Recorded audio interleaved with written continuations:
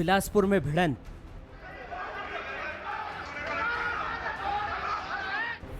बीरगांव में विवाद,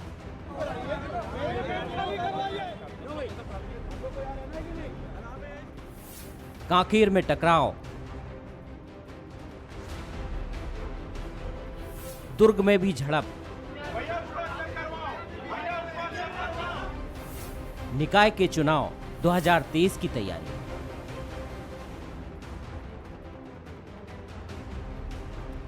छत्तीसगढ़ के 15 निकायों में सुबह से ही मतदान शुरू हो गया, लेकिन जैसे जैसे दिन चढ़ा राजनीतिक दलों में ज्यादा वोटिंग को लेकर तनातनी बढ़ती गई। सबसे पहले हंगामा हुआ बीरगांव में, जहां बीजेपी पहले से फर्जी मतदान का आरोप लगा रही थी। फर्जी मतदान की आशंका को लेकर गांधीनगर मतदान केंद्र पर बीजेपी नेताओं ने डेरा जमा लिया और इसका नेतृत्व किया तेज तर्रार विधायक अजय चंद्राकर। इतना लचर प्रशिक्षण और इतनी लचर व्यवस्था प्रशासन की मैंने आज तक अपने राजनीतिक जीवन में नहीं देखी कि सेक्टर मजिस्ट्रेट या पीठासीन अधिकारी शिकायत लेने से इनकार करे। इतने फर्जी नाम वाले वोटर लिस्ट नहीं देखे, इतने डिलीटेड नाम वाले वोटर लिस्ट नहीं देखे। वोटर लिस्ट या भारतीय गणतंत्र को छत्तीसगढ़ में मजाक बना दिया प्रशासनिक अधिकारियों ने और यहाँ के तथाकथित निर्वाचन आयोग ने। बीजेपी के माननीय अजय चंद्राकर केवल आरोप के अलावा कुछ बात कर सके? विकास, कौन सा विकास काम करने वाले हैं कभी बताया उन्होंने? केवल एक बात को पकड़ के बैठे। वोटर लिस्ट को इकराम अहमद नहीं बनाता, वोटर लिस्ट को सत्यनारायण शर्मा नहीं बनाता, इलेक्शन कमीशन बनाता है। प्रक्रिया के तहत हुआ है, इनका विवेक कहाँ से हो गया? इसीलिए इनकी जो हालत है उससे और बुरी हालत होने वाली है। अमूमन यही नजारा बिलासपुर में भी देखने को मिला। यहाँ भी मतदान के दौरान बीजेपी कांग्रेस कार्यकर्ताओं में भिड़ंत हो गई। यहाँ गड़बड़ी की आशंका को लेकर विधायक शैलेश पांडे और महापौर रामशरण यादव समर्थकों के साथ बूथ के अंदर पहुंच गए। पीछे से बीजेपी की टीम यानी पूर्व महापौर किशोर राय और नगर निगम के नेता प्रतिपक्ष अशोक विधानी पहुंच गए और फिर शुरू हुई दोनों टीमों के बीच झूमाझटकी।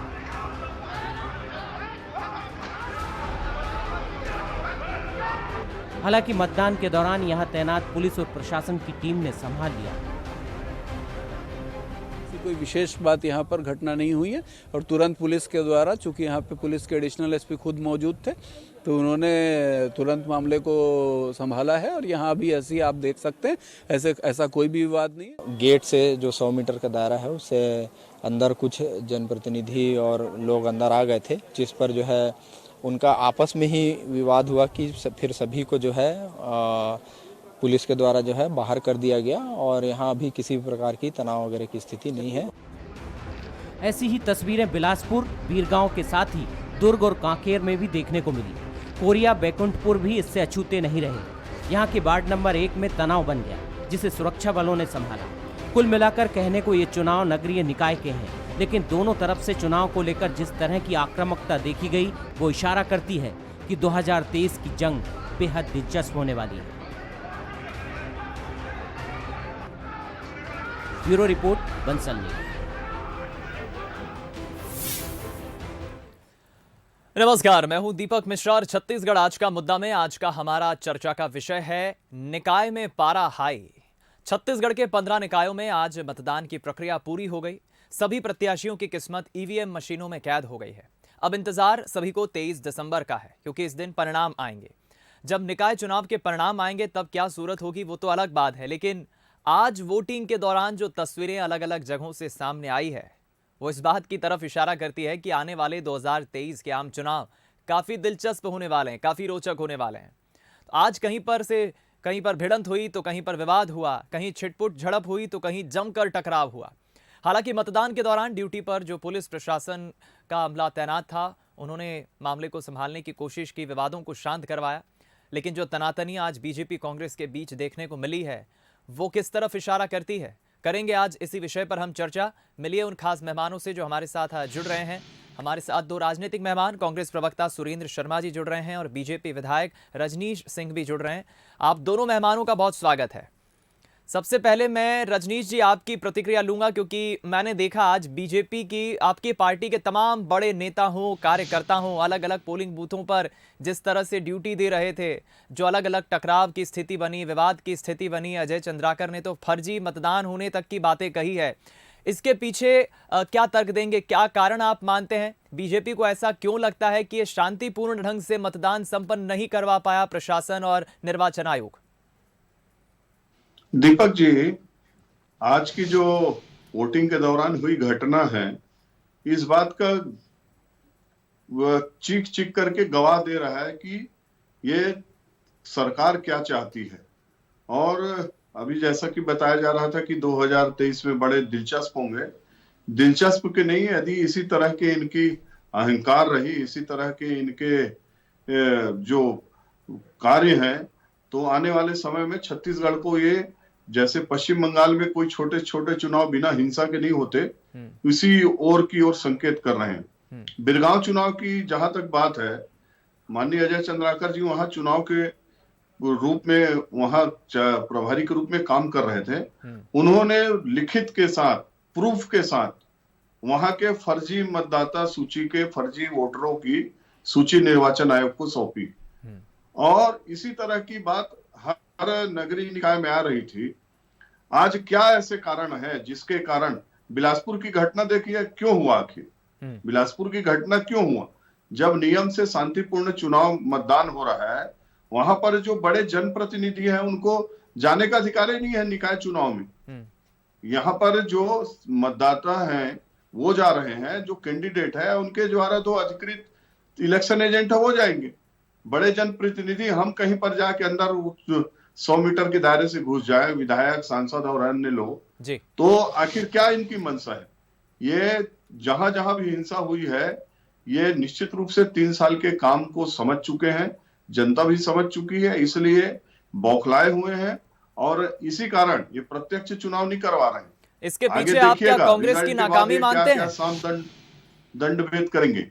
ये सिर्फ और सिर्फ चाहते हैं कि किसी भी तरीके से हम पार्षदों को जितवा लें, नहीं जितवा पाए तो उनको खरीद लें, उनके और अन्य तरीके से कर लें, ताकि हमारी 3 साल की जो साख है उसमें बट्टा ना लग जाए। लेकिन छत्तीसगढ़ की जनता जान चुकी है, समझ चुकी है, इनके कथनी और करनी का फर्क जान चुकी है। चलिए, मैं लौटूंगा आपके पास, तारीख को देखिएगा, मैं लौटूंगा रजनीश जी, मैं लौटूंगा आपके पास। एक नए मेहमान वरिष्ठ पत्रकार राम अवतार तिवारी जी भी हमारे साथ चर्चा में शामिल हो गए। बहुत स्वागत है आपका तिवारी साहब। मैं लौटूंगा आपके पास। सुरेंद्र जी, सुना आपने, रजनीश जी कई गंभीर आरोप लगा रहे हैं और एक उनका बयान तो मुझे भी हैरानी में डाल रहा है। अभी नहीं, लेकिन आने वाले वक्त में शायद छत्तीसगढ़ में वो तस्वीरें क्या हम देखेंगे जो पश्चिम बंगाल में होती है। आज की जो हिंसा हुई है, जो विवाद हुई है, जो भिड़ंत हुई है, जो टकराव हुआ है, कहीं ना कहीं बीजेपी इसके पीछे आपका फ्लॉप प्रशासन, फ्लॉप व्यवस्थाएं, फ्लॉप मैनेजमेंट और निर्वाचन आयोग पर भी प्रश्न चिन्ह खड़े कर दिए। क्या कहेंगे? देखिए दीपक जी, सबसे पहली बात यह है कि जब भारतीय जनता पार्टी ने घोषणा पत्र की जगह जब आरोप पत्र जारी किया, इससे ये समझ में आ जाता है कि भारतीय जनता पार्टी चुनाव के प्रति कितना गंभीर है। और कुल मिला के उनको ये पता है कि इस निकाय के चुनाव में भारतीय जनता पार्टी के हाथ में कुछ आना नहीं है।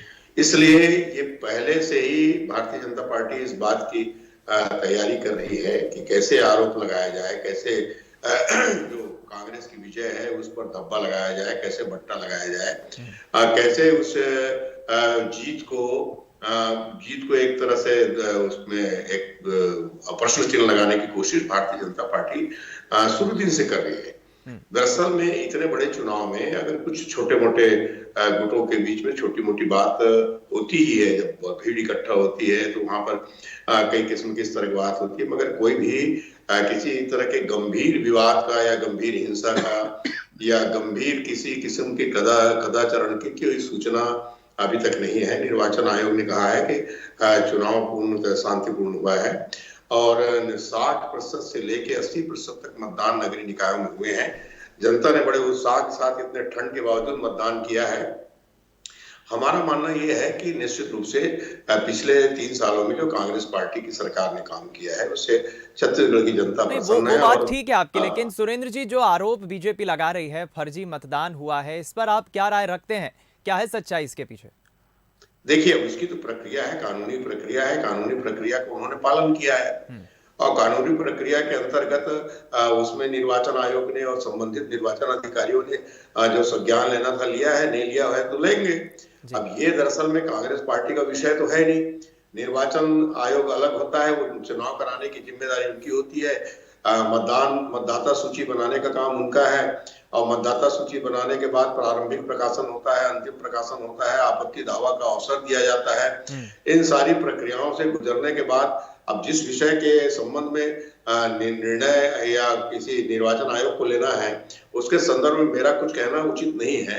मैं तो सिर्फ एक ही बात कह रहा हूँ कि अगर ये अगर फर्जी वहां पर मतदाता थे तो इसको अंतिम प्रारंभिक प्रकाशन के समय आपत्ति किया जाना चाहिए था, उस समय कट जाता हो। ठीक। तो ये दरअसल में बात ये है दीपक जी कि भारतीय जनता पार्टी की बात समझ में आ रही है कि इस 15 नगरीय निकाय में भी उनकी बुरी तरह पराजय होने वाली है। चलिए, और इसलिए पहले से ये इस बात की तैयारी कर रहे हैं कि भाई इस पराजय का ठीकरा किसके सर पे फोड़ना है, इस बात की तैयारी भारतीय जनता पार्टी कर रही है। चलिए, मैं लौटूंगा। सुरेंद्र जी ने अपनी बात रखी है। राम अवतार जी, मैं आपकी इस पर प्रतिक्रिया लूंगा। दोनों ही हमारे राजनीतिक मेहमानों ने अपनी अपनी प्रतिक्रिया दी है। मेरा बड़ा सीधा सा सवाल है सर, किसकी इसके पीछे जिम्मेदारी थी, कहाँ मैनेजमेंट फ्लॉप रहा, कौन इसके पीछे दोषी है, ये सब बाद की बातें हैं, चर्चा का विषय इस पर और भी हो सकता है, जांच की बात है। लेकिन जो तस्वीरें आई हैं, कहीं पर भिड़ंत हो रही है, विवाद हो रहा है, तनातनी हो रही है, कुर्सी फेंकी जा रही है, हाथापाई हो रही है, एक अच्छे लोकतंत्र में, भारत जैसे देश के लोकतंत्र में, चुनावी प्रक्रिया में ये तस्वीरें क्या मैसेज देती है, कैसे देखते हैं आप?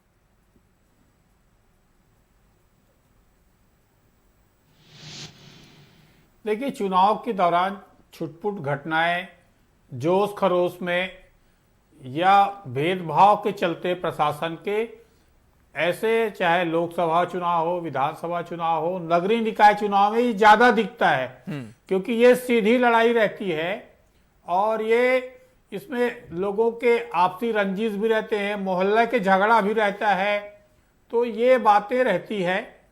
ये नगरीय निकाय चुनाव में इतनी बड़ी घटनाएं नहीं हुई है, छोटी मोटी घटनाएं हुई है। इस घटना को भी प्रशासन चाहे तो रोक सकता था, प्रशासन को और ज्यादा सक्रियता से उन संवेदनशील इलाकों में या उन ओजस्वी कार्यकर्ताओं को रोका जा सकता था। वो कहीं न कहीं थोड़ी बहुत चूक है और इस बात की सब बधाई देना चाहिए कि लोकतांत्रिक व्यवस्था को मजबूत करने आज मतदान हुए, अच्छे मतदान हुए। कड़ाके के ठंड के बाद भी लोग घरों से निकले, अपने मत का उपयोग किया। अब इससे ये पता चलेगा कि कौन से राजनीतिक दल की क्या स्थिति है जी। आरोप प्रत्यारोप का समय एक तरह से चला गया है, अब भाग्य मत पेटी में बंद हो गया है।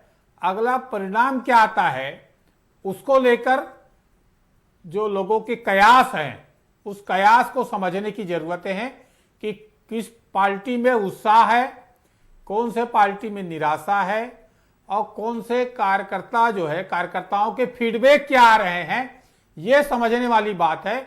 उसके बाद अपने इन दोनों पार्टी के नेता जो है जोर शोर से मेहनत किए, प्रबंधन और मुद्दे दोनों देखने को मिले।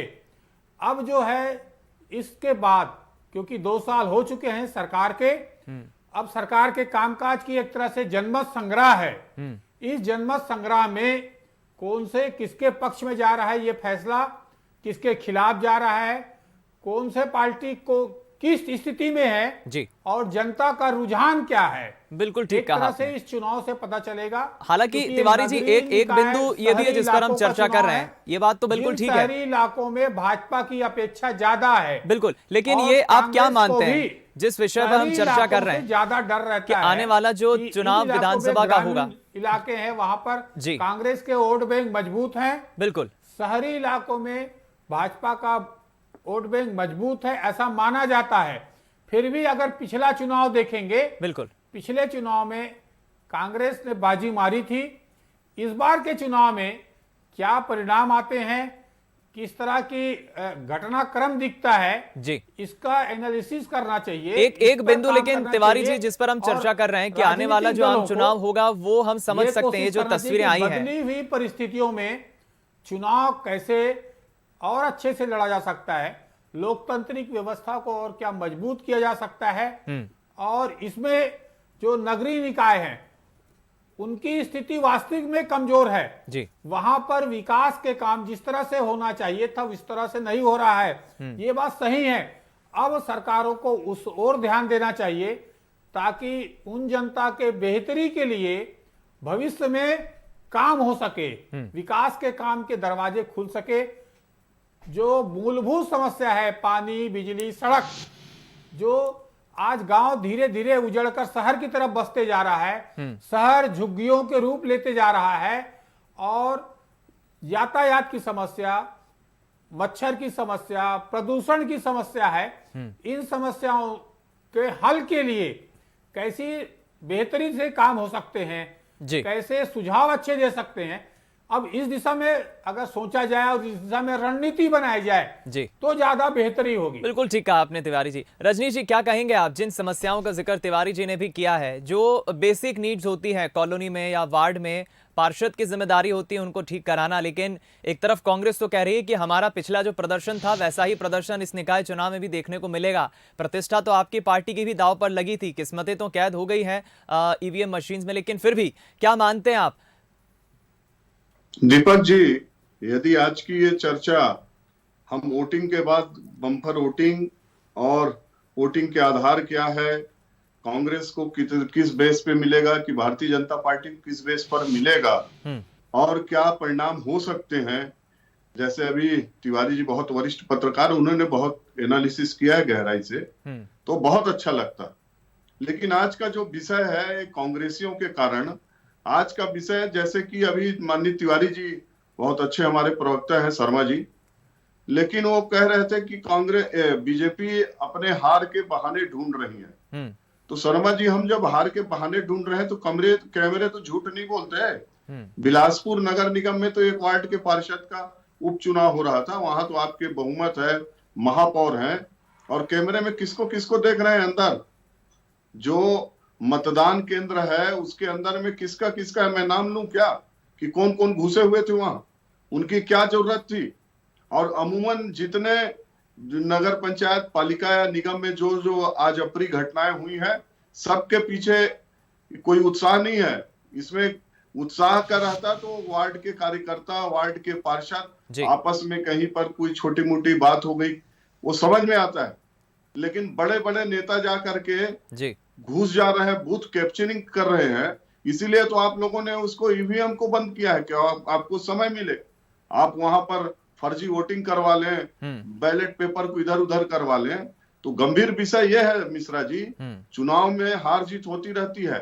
15 साल में भारतीय जनता पार्टी के शासन में विधानसभा चुनाव हुए, लोकसभा हुए, पंचायत हुए, नगरीय निकाय के चुनाव हुए। इस तरह के 15 चुनाव में सिर्फ 15 जगह का नगर निगम, पंचायतों और पालिका का चुनाव हो रहा है। इस तरह का दृश्य पूरे छत्तीसगढ़ के चुनाव में हमने कभी नहीं देखा कि जहां बड़े बड़े। क्या जवाब देंगे रजनीश जी? बहुत गंभीर सवाल उठा रहे हैं वापस से। दीपक जी, अभी आपने विजुअल दिखाया और उसमें ये देखने को मिला कि दोनों दल के लोग अंदर प्रवेश कर गए थे 100 मीटर के अंदर, और पुलिस प्रशासन ने ये कहा कि हमने तत्काल उनको बाहर किया, बात खत्म हो गई। भाई ऐसा है कि नहीं जी, तत्काल बाहर करके दूसरे लोग को जाने की जरूरत नहीं थी, वहां क्या कर रहे थे, गए पहुंचे कैसे? नहीं, यहाँ पर देखिए जो विजुअल मैंने देखा है, मैं उसके पूरे तथ्यों से वाकिफ तो नहीं हूँ, तो इसलिए मैं उसके संबंध में विशेष रूप से नहीं कह सकता, मगर जो विजुअल देखा, जो पुलिस प्रशासन का बाइट दिखाया है इन्होंने बंसल टीवी में, उसके हिसाब से वो दोनों दलों के लोग उसमें प्रवेश कर गए थे और दोनों दलों के प्रवेश करने से तत्काल प्रशासन ने उनको बाहर निकाला। तो निश्चित रूप से इतने बड़े चुनाव में छोटी मोटी 2-4 घटनाएं हो जाती हैं, मगर ये इतनी बड़ी घटना नहीं है कि जिसकी वजह से लोकतांत्रिक व्यवस्था को कोई बहुत बड़ी आंच आ जाएगी। और जैसा कि तिवारी जी ने कहा कि नगरीय निकाय के चुनाव जो होते हैं ये बहुत ज्यादा इंडिविजुअल होते हैं, व्यक्तिगत होते हैं, मोहल्ले के होते हैं, और इसमें बहुत सक्रियता के साथ और निजी तौर पर लेकर के लोग चुनाव लड़ते हैं। तो इसका प्रभाव थोड़ा सा अति उत्साह में या अति क्रोध में या अति जल्दबाजी में इस तरह की घटनाएं हो जाती है, मगर इससे ये नहीं कहा जा सकता कि इसमें किसी तरह की कोई गड़बड़ी वाली बात है या किसी तरह से चुनाव को प्रभावित करने वाली स्थिति है, ऐसा कुछ नहीं। ये कांग्रेस के पक्ष में गया है, क्या मानते हैं? क्योंकि जो दावे आपकी पार्टी के नेता कर रहे हैं कि पिछला प्रदर्शन फिर हम दोहराएंगे। हाँ, निश्चित रूप से मतदान हमारे पक्ष में गया है और हम निश्चित रूप से अपना प्रदर्शन दोहराएंगे। इसमें हमको पूरा आत्मविश्वास है, कोई संदेह की बात नहीं है। चलिए, दोनों ही हमारे राजनीतिक मेहमान अपनी अपनी बातें रख रहे हैं, अपना अपना तर्क भी दे रहे हैं। इंतजार 3 दिन बाद 23 तारीख का होगा जब परिणाम सामने आएंगे, लेकिन जो तस्वीरें आई हैं उस पर हमने जरूर चर्चा की और ये तस्वीरें बहुत कुछ कहती भी हैं कि दोनों ही राजनीतिक दल बीजेपी और कांग्रेस छत्तीसगढ़ में आने वाले आम चुनाव के लिए किस तरह से तैयारी कर रहे हैं। ये बड़े दिलचस्प चुनाव आने वाले होंगे। इंतजार 23 दिसंबर का भी होगा। आप तीनों मेहमानों का मैं बहुत शुक्रिया अदा करूंगा इस चर्चा में शामिल होने के लिए, राम अवतार जी, सुरेंद्र जी और रजनीश जी। अब देखना होगा 23 तारीख के परिणाम किसके पक्ष में जाते हैं। कांग्रेस कह रही है कि हम अपना पिछला प्रदर्शन एक बार फिर दोहराएंगे और बीजेपी कह रही है कि 3 साल जो भूपेश सरकार ने राज्य में किया है उससे जनता नाखुश है। परिणाम हमारे पक्ष में आएंगे। इस चर्चा में इतना ही, दीजिए इजाजत, नमस्कार।